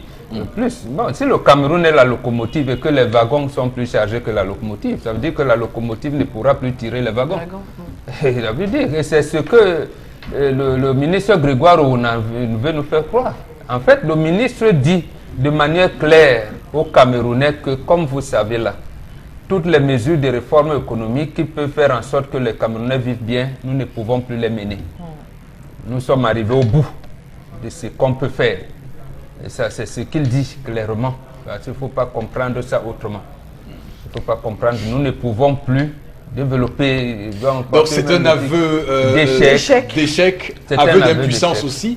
Pourquoi pas? On ne peut plus. On ne peut plus. Maintenant, pour Joshua, je pense qu'on peut bien porter le SMIC à 160. Mais pour que je prenne une position claire, il faudrait que je voie les orientations, les grandes orientations de la politique économique que le SDF veut mettre en place. Mais comme on disait tout à l'heure, j'ai parlé d'un tel Camtel, par exemple, n'a pas de statut clair. Si Camtel pouvait être considéré comme fournisseur des autres opérateurs, elle se comporterait comme telle et j'allais dire laisser les autres entreprises se déployer, ainsi de suite, et l'État gagner le maximum d'argent. Où en est-on avec la SONEL? Hier, c'est vous qui nous rappeliez ici qu'apparemment la CDE n'existait plus, Kamwata l'a absorbée. Oui. Bon, je reviens donc à la SNEC. Est-ce qu'on peut réformer ces entreprises-là? Ne serait-ce que des entreprises stratégiques, la télécommunication et les énergies, dont l'eau et l'électricité. Ces entreprises-là peuvent amener le Cameroun à un niveau tel que les barrages, presque tous les départements de Cameroun portent le nom de cours d'eau. Et la Sanaga seule peut produire le courant électrique qui satisfasse tout le pays et être vendu à l'extérieur. D'accord. Donc, quand on n'arrive pas, donc pour tenir un tel montant, pour réaliser une telle promesse de 160 000 francs le salaire minimum au Cameroun, vous êtes en train de voir ce qu'il pourra faire comme voilà, il s'agit des réformes économiques, effectivement, pour y aboutir. Parce que, bien sûr. Moi, je sais que c'est réalisable. Bien sûr. C'est faisable. Alors, cher Lamel, ce qui est intéressant dans ce que le ministre a dit, parce qu'il, dans son argumentaire, hein, il ajoute que au Cameroun, le SMIC étant à 36 000, un peu plus, puisqu'il y a 270 francs là qui s'ajoutent là-dedans, je ne sais pas pourquoi on l'a fait, c'est quand même un peu surprenant. Il dit que le combat aussi est de faire en sorte que ce SMIC-là soit respecté. Il est le plus bas en Afrique, ça c'est clair, mais il n'est pas respecté parce qu'il y a des petits patrons qui ont du mal à payer leur boy, leur cuisinier, on va dire, à ce montant-là. On parle de 25 000, de 30 000 ici et là parce qu'ils sont logés et sont nourris sur place. Donc c'est également un combat parce que pour que les gens nous écoutent très bien, quand on dit 160 000 francs de salaire minimum, ça veut dire qu'au Cameroun, désormais, lorsqu'on vous embauche, on ne pourra pas vous payer moins que ça. Monsieur Fopoussinegou, permettez-moi de vous renvoyer la question. On soigne dans une formation hospitalière un simple palu avec internement ou hospitalisation à combien? Est-ce que vous n'avez rien dépensé, c'est 50 000? C'est extraordinaire. C'est 50 000. Oui, oui. Est-ce que vous n'avez rien dépensé, c'est 50 000? Bien sûr. Je ne compte pas les relais et tout. Pour soigner un typhoïde, même à l'indigène, on vous fait le bidon à 5 000. Vous devez prendre au bas mot 6 bidons. À raison d'un bidon par semaine. Je pas basique. Un bidon de 5 litres. Un bidon de 5 litres. Voilà. Et c'est vous qui achetez le bidon. Et c'est vous qui achetez le bidon. Alors vous faites 6. On ne vous l'offre pas quand même. Si vous faites 6 bidons x 5, ça fait 30 000 à déposer. J'enlève l'argent de transport pour aller chercher, pour rentrer. Parce que ces gens-là vivent souvent très loin. Bien. Manger quoi après? Non, j'ai pris de manière basique. Moi aussi, je réponds à Grégoire Wana. Avec 36 000, est-ce qu'à Douala, il y a une chambre? Non, je dis, laissez les 200. Est-ce qu'à Douala, vous pouvez trouver une chambre de 13 000 encore à Douala? Où ça? Impossible. Dans quel quartier? Pour trouver une maison de 13 000, c'est un carabot. Et le carabot doit aller faire un fond de Mboko. C'est-à-dire que vous êtes à presque 3 km du goudron. Pour s'il trouve même, il réussit à trouver une chambre de 13 000, il va devoir dépenser 15 500 francs à raison de 500 francs par jour de nourriture. Ce qui ne peut pas le rassasier. Parce qu'on ne vend même pas le plat à 500. Le plat minimum, c'est 700. 700, 800. Ça veut dire que c'est un gars qui sera habitué à consommer tous les jours le maïs brûlé avec la prune. Sortons de là. S'il va payer 1000 francs de courant, ça suppose qu'il n'a qu'une seule ampoule et un ventilateur pour tuer les moustiques ou pour chasser les moustiques. En termes d'eau, s'il peut payer 1000 francs pour l'eau, c'est qu'il court à la source pour payer, pour puiser l'eau pour se laver et il achète l'eau pour boire. Non, je prends l'exemple. Non, je vous dis. Ça donne la chair de poule. Je vous dis, s'il réussit à se battre avec 6 000 francs pour faire une tontine, c'est le mois, 2 000 francs, la tontine du village, 2 000 francs par semaine, ça fait 6 000. Et se doit payer 8 000 par là. Bon, je ne suis pas son porte-parole, mais il a également dit dans sa sortie qu'il n'a pas encore vu une entreprise au Cameroun qui se permette de payer 36 000 francs des employés. Voilà ce qu'il a dit. Hein. Bon, je ne sais pas si c'est... oui, c'est ce qu'il a dit. Qu'au moins les patrons sont conscients, que les 36 000... J'ai envie d'utiliser les mots de Boismasson qui avait demandé à tous les Camerounais de se retrouver à la poste centrale pour dire à Mof Midi. Voilà, alors Florazé, Mais Justement, ce que vous dites, je suis vraiment, hein, c'est très triste. Donc, ça veut dire que notre ministre, en fait, ne connaît pas la véritable réalité. Il connaît. Ah, mais peut-être c'est ça. Hein. Non, il sait bien qu'il y a des entreprises ici. Il est à côté de la réalité. Il y a des entreprises ici qui viennent, quand ils recrutent les Camerounais, disent que peut-être donner un salaire de 400 000. Et là-bas, ses collaborateurs disent que non, 400 000 c'est beaucoup. Oui. Vous allez les rendre riches, donnez-leur 120 000. Et justement, c'est sanctionné. Il le sait. Et c'est sanctionné par, voilà. par il sait nos bien dirigeants. que lui-même, il élevait les chiens là-bas à Japoma. Il ne l'élevait pas. Et pendant qu'on paye les vigiles dans les entreprises à 180 000, 150, 180 000, et que ces vigiles sont payés à 25 000. Voilà. Justement, il le sait. Le ministre du Travail le sait. Quand on paye encore, il y a des gens qui ont des salaires de 25 000 francs le mois, à l'heure où on vous parle là. Et les salaires là même que parfois pour le Mais non, mais oui, des personnes que nous ne me regardez pas. Je vous rapportais les propos des personnes du ministre que nous du Travail au quotidien et de la Sécurité sociale qui a dit qu'il a des patrons qui sont conscients que les 36 000 en question ne peuvent pas permettre Je vais utiliser votre propos, c'est de vivre. l'enfumage. C'est l'enfumage. Et c'est insulter les Camerounais. Vous voyez qu'on est loin. Quand on parle du travail décent, et quand on parle même du dialogue social, en fait, on est quoi dans le dialogue social quand on a un ministre qui nous sort ce type d'argument? Ça blesse les Camerounais au plus profond d'eux. Un instant, Florazé. Oui, Charles Amalezi. Monsieur Fopoussi, nous ne sommes pas loin. Je le dis parce que de tels propos sont susceptibles de pousser les gens à la révolte. Il faut que ces ministres arrêtent d'employer ce type d'expression. C'est susceptible de mettre les gens dans la rue. Le ministre ne se rend pas compte de ce qu'il est en train de dire. 36 000, vous vivez quoi? Si vous avez un enfant, avant que l'enfant n'atteigne 1 an, l'enfant vous fait au moins 4 à 5 crises de paludisme. On a dit que le paludisme est pris en charge. C'est pris en charge à l'hôpital. Non mais qu'on arrête un peu de se moquer des Camerounais. Vous allez vous nourrir avec quoi? Le panier de la ménagère aujourd'hui. Pour acheter même le maquereau, le kilo de maquereau coûte combien aujourd'hui? Hein? Même pour, je veux dire même pour manger, tendance, la banane, même pour malaxer la banane. Si on voit le maquereau, aujourd'hui, le troncanda. On mange très mal justement parce que on a nos dirigeants qui sont éloignés, qui sont très éloignés de la réalité.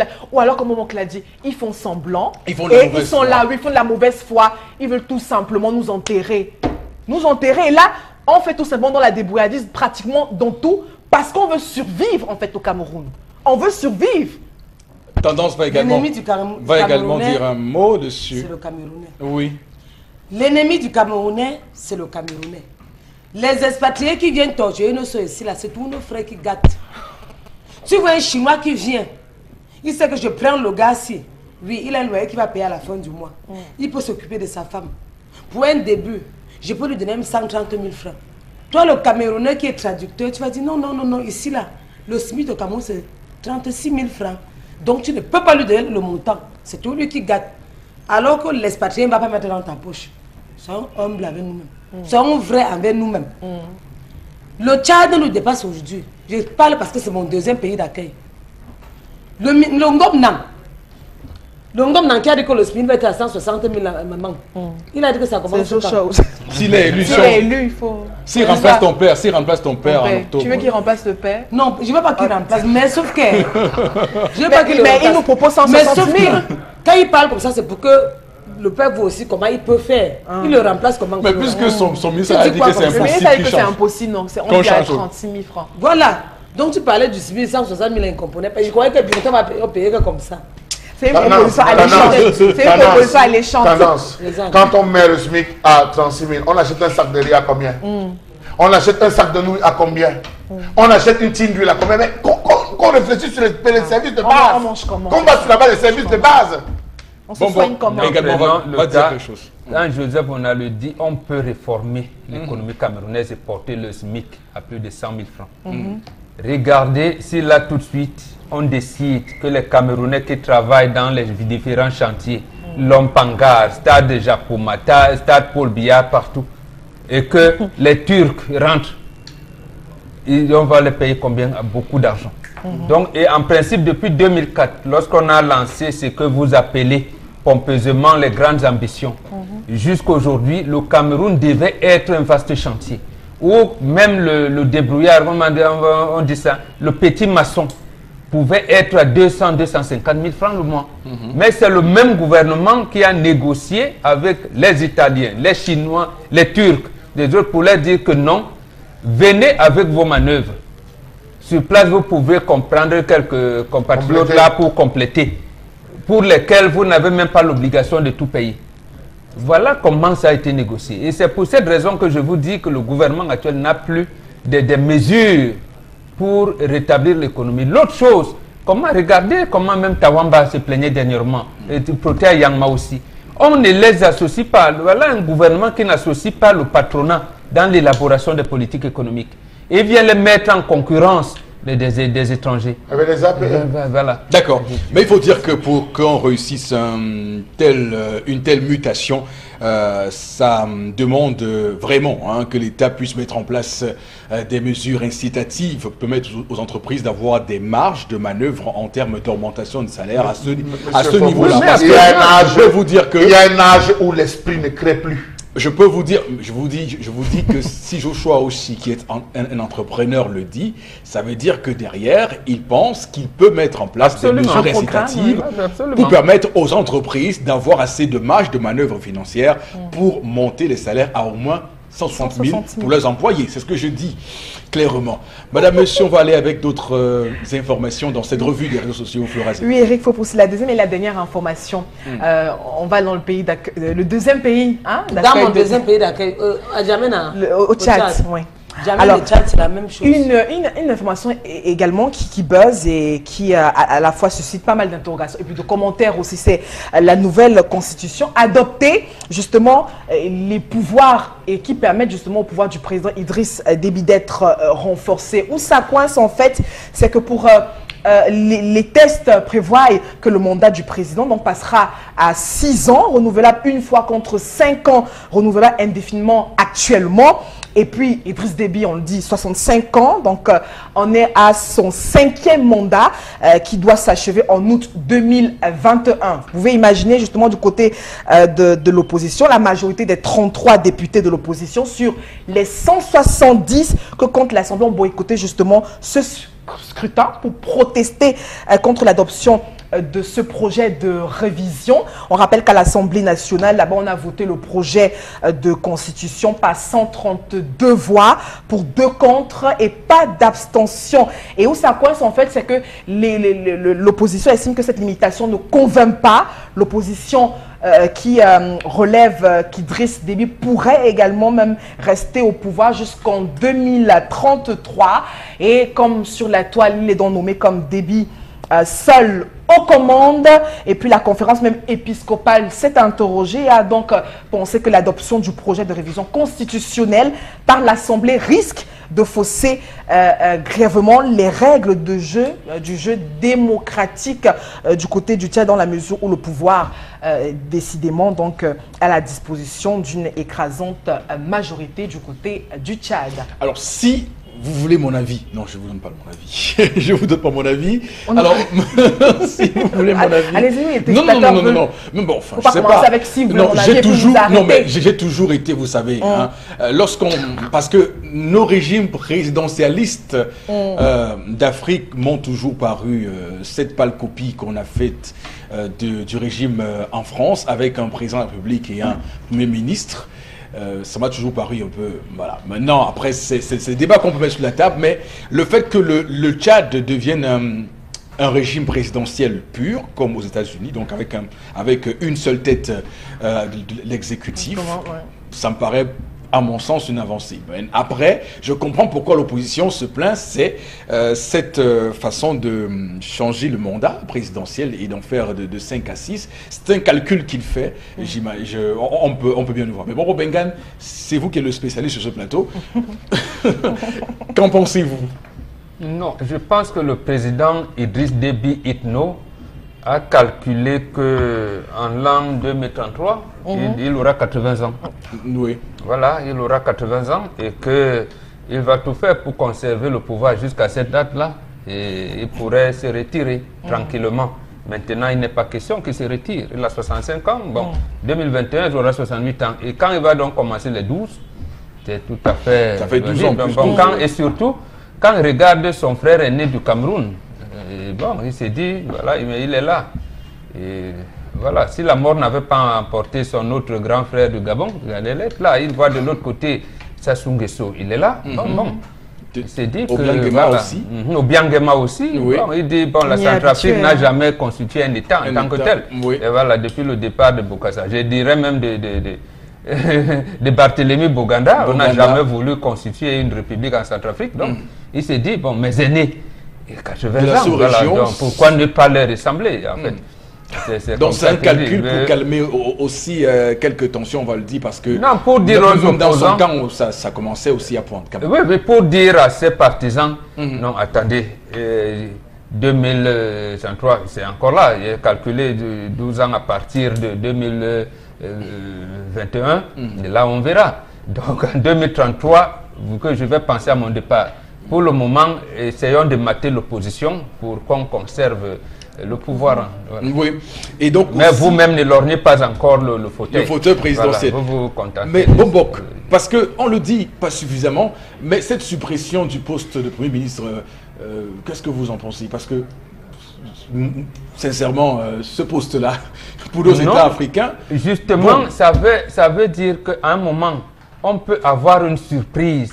L'opposition dans ces coalitions peut contrôler le Parlement et être dans l'obligation de nommer un premier ministre. Faire une cohabitation. Voilà, un premier ministre. Voilà, il veut faire une cohabitation. Comme ça a été le cas en France plusieurs fois avec donc il faut arrêter Chirac ça tout de suite. Oui, il a donc dit il faut arrêter ces choses comme ça. Parce qu'à cet âge-là, il commence déjà à vieillir. On ne peut pas se mettre à réfléchir beaucoup sur des formules comme ça. Il faut avoir une certaine assurance. En tout cas, le régime présidentiel par excellence, qui est celui américain aux États-Unis, fonctionne bien sans Premier ministre. Et, et là-bas, ils ont mis en place effectivement des mécanismes de politique, de check and balance, de contre-pouvoir qui permettent à ce que l'exécutif puisse être contrôlé par le Parlement. Oui, ici chez nous, vous savez bien ici chez nous, on a jusqu'à deux têtes à l'exécutif. À moins que vous ne fassiez un coup d'État, mais là, bon, il contrôle. Vous ne pouvez pas lui faire un coup d'État aussi facilement. Donc. Oui, donc ce poste... parce que, bon, c'est une excroissance. Le fait qu'il y ait un Premier ministre fait en sorte, puisqu'on le dit clairement, le Premier ministre est le chef de la majorité au Parlement. Donc c'est clair que ça fait en sorte qu'on a l'impression que les députés doivent allégeance à leur chef, qui va au Parlement dérouler sa politique générale, économique et sociale, comme le fait souvent au Cameroun. Philémon Yan, sans que le président qui a été élu par le peuple puisse en avoir à répondre auprès du peuple. C'est toute la problématique de ces régimes un peu franco-copiés. Charles Amel Bachou, le Tchad qui s'avance sur ce régime présidentiel et cette limitation de mandat au Tchad, ça vous inspire quoi? Vous voulez vraiment avoir mon avis? Bien sûr, je vous pose la question, Charles Amel. Allez-y, déroulez. Je souhaiterais qu'il y ait une révolution sérieuse en Afrique centrale. Je souhaiterais qu'il y ait une révolution sérieuse en Afrique centrale sur les comportements. Observez l'Afrique de l'Ouest. Observez l'Afrique de l'Est. Observez l'Afrique de l'Ouest. Observez l'Afrique de l'Est. Et je profite de l'occasion pour saluer l'action qu'a posée, je crois bien c'est Madeleine Boransoua, oui. Au Gabon. Au Gabon, elle a dissous l'Assemblée nationale. Elle a dissous le gouvernement. Marie-Madeleine Boransoua, c'est une femme qui a montré qu'elle a... Je dis, elle a dissous le Parlement, elle a dissous l'Assemblée nationale et dissous le gouvernement. Du moins, contraint le gouvernement à démissionner. Je dis dissous. Elle a contraint le gouvernement à démissionner. Je vous ai dit qu'il faut un dictateur éclairé. Il faut un dictateur éclairé, en plan parfois certains mots. Je pense qu'il faut une révolution. Que les gens ne voient pas révolution sous la forme de la guerre. Non, je ne sais pas ce que je suis en train de dire. Il faut véritablement qu'il y ait une révolution, qu'on puisse changer l'esprit grabataire, l'esprit conservateur et le conservatisme qui est en train de détruire l'Afrique centrale. L'Afrique centrale, oui. Mais regardez, vous avez commencé à citer la Guinée équatoriale, le Congo, le Tchad, le Cameroun. C'est quoi? C'est quoi cette histoire? Ce n'est pas la chaise de leurs parents, de leurs grands-parents. Ils ont obtenu le titre foncier. Par qui? La bénédiction des Bombok, des dieux, puisque le pape vient Donc ils doivent libérer à un moment donné. Il faut qu'ils pensent libérer à un moment donné. L'église est venue Non, mais c'est clair. Tôt ou tard, cela va se faire. Tôt ou tard, cela va se faire. Et je crois. Regardez comment le Rwanda s'est relevé. À un moment donné, il faudrait que les gens s'asseyent, se mettent à réfléchir. C'est un régime présidentiel par excellence.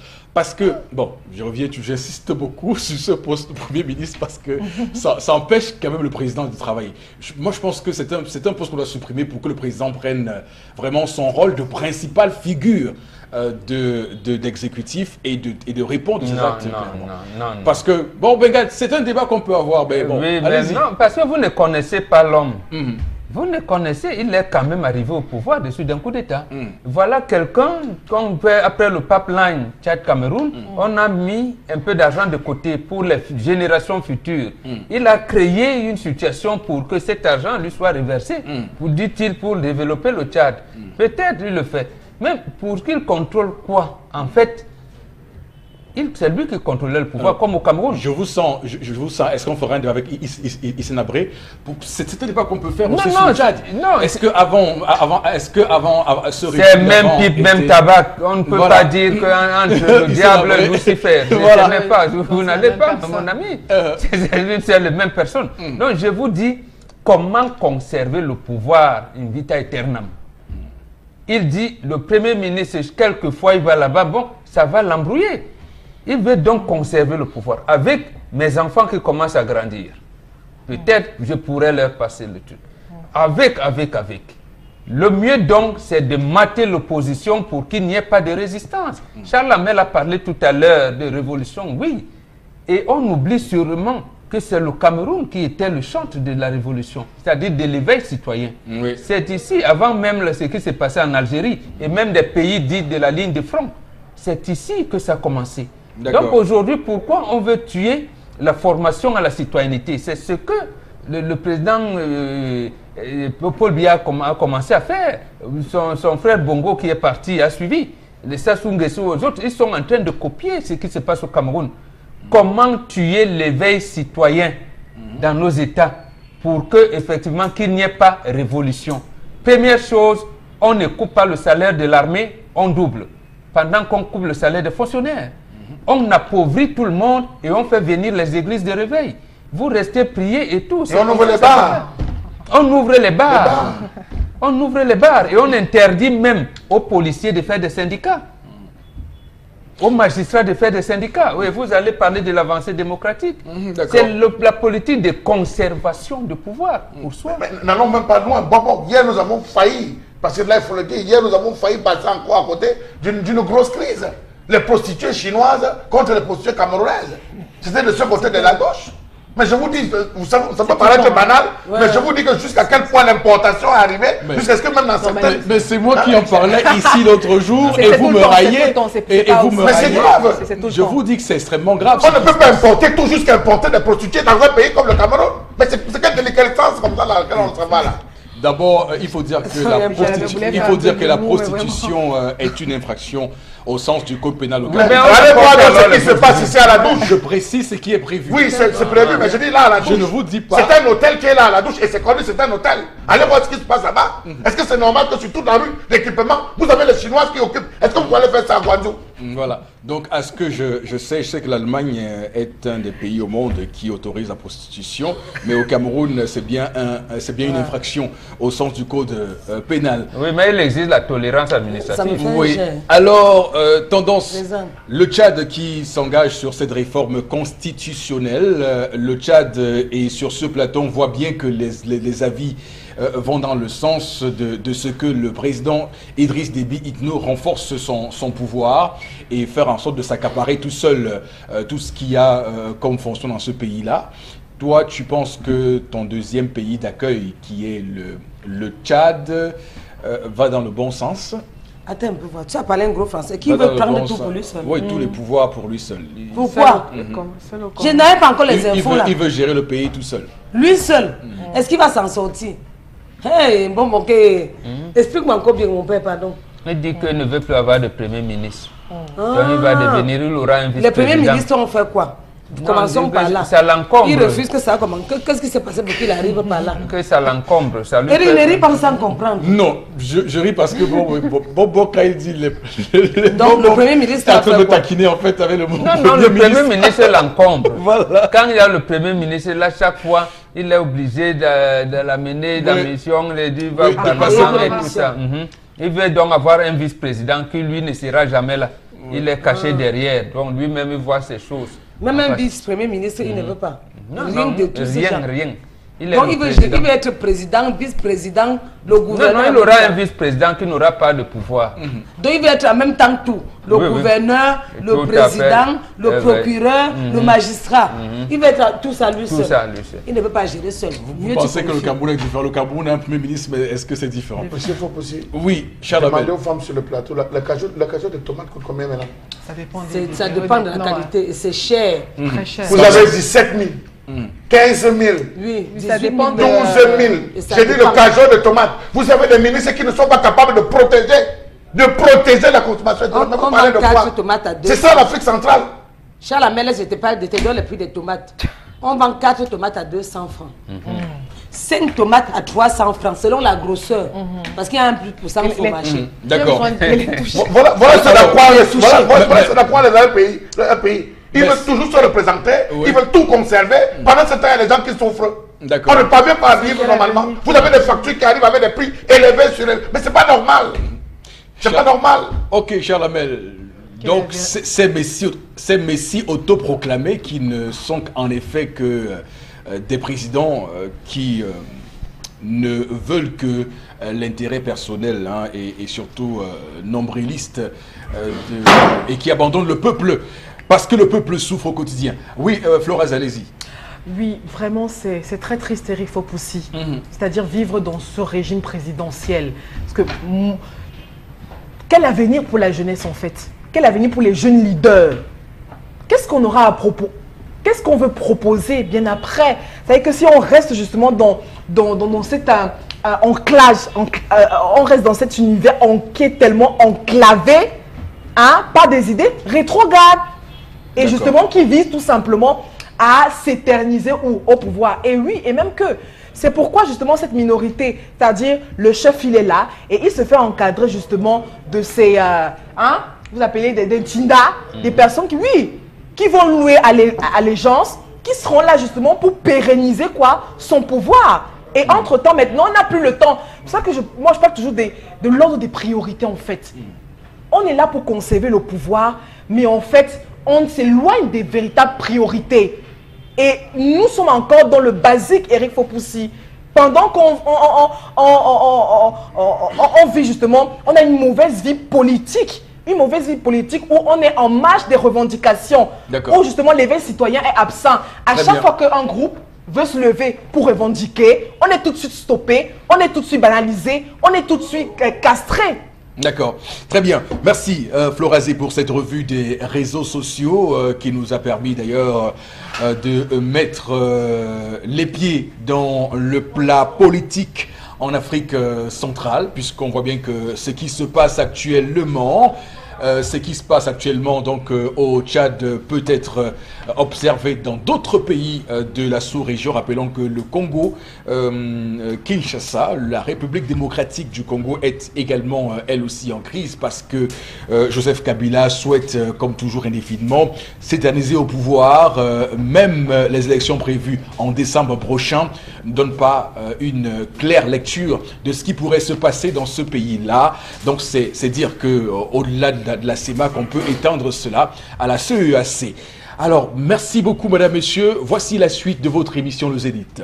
Est-ce que la nourriture colle constamment à votre poêle? Fatigué de frotter, gratter et d'abîmer vos poêlons? Eh bien, j'ai la solution. Bonjour, ici Cathy Mitchell, avec ma nouvelle poêle Red Copper. Cette poêle révolutionnaire est faite de céramique non collante et de cuivre super solide. Garantie de rester sans égratignure. Pas de rayures et pas de résidus collés. Elle est légère et extra résistante. Elle ne s'égratigne pas et elle ne s'effrite pas dans votre repas. Regardez, des biscuits trempés dans le sucre à la cannelle et glacés de caramel collant. Mettez au four. Red Copper va au four avec sa poignée qui résiste jusqu'à 500 degrés Fahrenheit et le tout glisse tout seul. Miam! Cuisine et santé. Des lanières de poulet presque sans gras et presque sans huile. Red Copper utilise un cuivre pur à 100%, si durable que vous pouvez couper du beefsteak et des oignons pour un sandwich au steak et fromage fondant. Rien ne colle. Battez-y les œufs sans bol à mélanger. Vous gagnerez du temps. La poêle Red Copper est sans PFOA ni PTFE. Elle est sécuritaire pour vous et votre famille. Flambez vos desserts, grillez du poisson ou faites cuire un poulet au parmesan. Tout glisse facilement, même le sucre caramélisé ne colle pas. Versez sur des arachides pour une délicieuse gâterie. Vous aurez toujours une poêle propre. Fouetter, cuire, frire et même retourner. C'est vraiment la poêle la plus polyvalente sur le marché. Et en plus, elle va au lave-vaisselle. Et donc pour en parler, voici sur le plateau Constilamine. Bonjour et bienvenue. Bonjour à tous les clients qui nous accueillent encore ce matin en cette belle journée du 2 mai 2018. Alors je commencerai déjà par cette très bonne nouvelle. Vous savez très bien que j'ai cette habitude-là d'annoncer toujours des nouveautés dans le cadre du concept Salaka. Et ce matin, avant de vendre les poêles et la paire de gants, nous allons d'abord annoncer en exclusivité mondiale à travers le concept Salaka que dans quelques jours seulement, les téléspectateurs du concept Salaka auront l'occasion de pouvoir acheter les terrains dans la ville de Douala et au Cameroun en général grâce à un nouveau partenaire SAI, la toile, à travers son directeur général, monsieur Guy Albert Ndefo, qui est un partenaire majeur du concept Salaka. C'est donc la bonne nouvelle de ce matin. Alors à l'instant, place à la vente proprement dite des produits de ce matin. Il est question bien sûr de vous permettre, chers téléspectateurs, de courir directement sur votre téléphone, d'appeler les numéros de téléphone qui vont s'afficher au bas de l'écran afin de pouvoir acheter votre poêle révolutionnaire, votre poêle de qualité supérieure, votre poêle Red Copper que voici.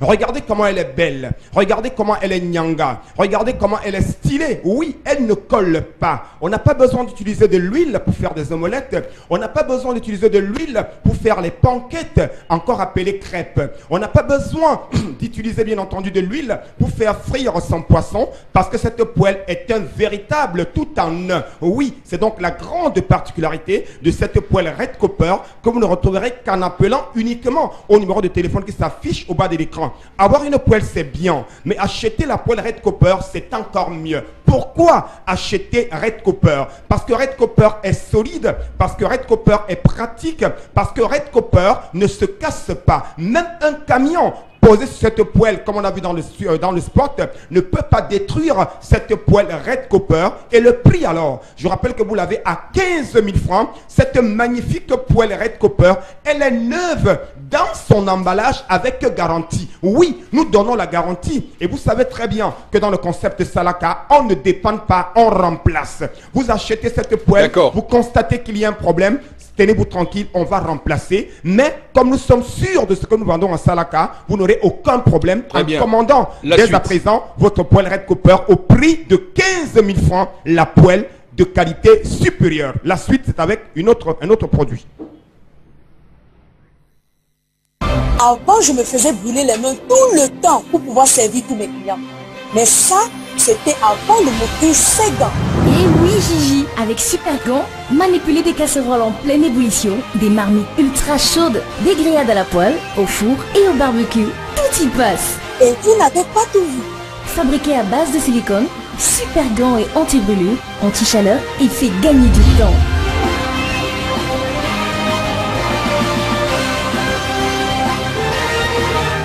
Avec Super Gants, vous allez aimer cuisiner.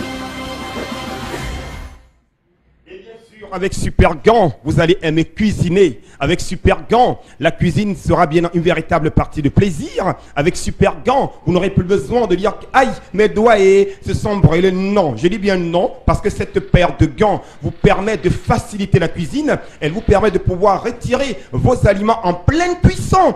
Tenez-vous tranquille, on est en train de préparer le mianda. On a besoin de goûter le mianda si c'est déjà cuit. Qu'est-ce qu'il faut faire? Vous ouvrez la marmite, vous enfoncez vos mains dans la marmite qui est en train de bouillir, vous ressortez votre viande, vous le détachez et tenez-vous tranquille, vous ne serez jamais brûlé. Oui, c'est donc la solution idéale pour une cuisine plus sécurisée, une cuisine plus moderne, une cuisine plus nyanga. Bien entendu, une paire de super gants que voici, vous l'avez à 6 000 francs. Oui, je dis bien 6 500, 6 000 francs. Cette magnifique paire de gants, vous l'avez donc à 6 000 francs à l'instant où je vous parle, en appelant tout simplement à nos numéros de téléphone qui s'affichent au bas de l'écran. Mais comme c'est le Salaka, voilà, les premières personnes à commander à l'instant la poêle et la paire de super gants, vous aurez les deux produits au prix de 18 000 francs, bien entendu, je vous dis bien, au prix de 18 000 francs, en commandant dès à présent votre paire de super gants ou alors votre poêle Red Copper, vous l'aurez donc à 18 000 francs. Le temps, bien sûr, de vous rappeler que la promotion est en train de tirer vers la fin, donc n'hésitez surtout pas, appelez dès à présent et commandez votre paire de gants et votre poêle Red Copper au prix de 18 000 francs dès que vous appelez maintenant. Merci beaucoup et à demain. Constellamine. Voici l'interpellation, madame, monsieur, de cette matinée.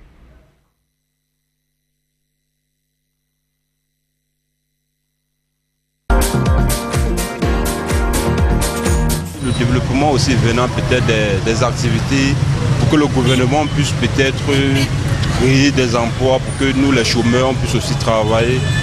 Bon, pour le moment nous souffrons, mais toujours comme ça on puisse au moins d'avancer. Mais on voit que bon, au Cameroun c'est la merde.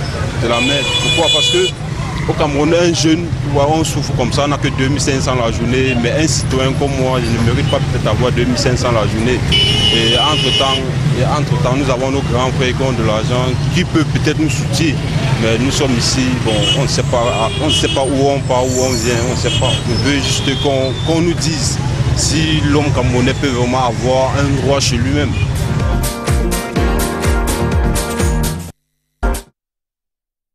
Tenue d'interpellation de ce matin, Bengan, on commence par vous. D'ailleurs, c'est la coutume, lorsque interpellation arrive, je ne... Enfin, tu ne discutes même pas. Non. C'est bon d'abord. Non, notre compatriote a raison d'interpeller le gouvernement pour créer des opportunités d'emploi dans le pays. Mais ce que je voudrais lui dire, c'est de se rendre à l'évidence que le gouvernement actuel ne peut plus. Ailleurs, Aïdjo l'a fait. Il a dit « je ne peux plus », il a démissionné. Même à côté de nous en France, que nous considérons comme notre père, Hollande a dit lui-même que vraiment par rapport à ce que j'ai échoué, l'histoire là, je ne peux plus vraiment. Je me représente plus. Voilà, je ne vais plus.